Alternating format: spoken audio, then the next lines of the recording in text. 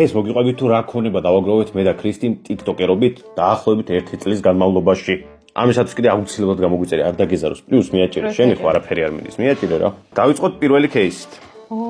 პირველ რიგში ეს რაღაცა დოლარები რავი, არც ვიცით რამდენია სიმართლე გითხრათ, ეს უბრალოდ ყოველდღიური სახარჯი ფული. კაფეში შეხვიდე, არ ვიცი, ტანსაცმლის ყიდვა მოგინდეს, საჭმელი მოგინდეს, არაფერი ისეთი მოკლედ.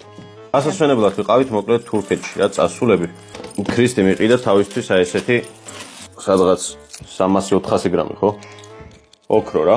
აი ესეთი სუფთა ოქრო არის, ეს არის ვაჯაღლო, ანუ სერიოზული. შემდეგი, აი ესეთი 3 ცალი დიდი ძეწვი, სხვადასხვა ზომის არის რა.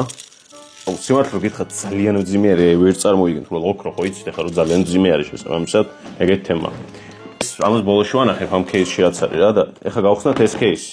ბანკში ფულის შენახვა და რაღაცა არის, მაგრამ საშიში. შესაბამისად, ესე ფულიც არ გვინდოდა რომ გქონოდა, გვინდოდა რომ რაღაც უკუდავ ვალუტაში ყოფილიყო რა. ვიყიდეთ ესეთი ბანკში ოქროს ზოდები.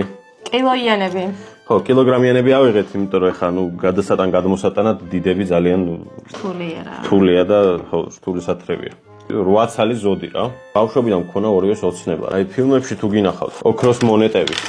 აი ესეთი ოქროს მონეტები ვიყიდეთ. რავი, რამდენი 1.5 კილო ოქროს მონეტები.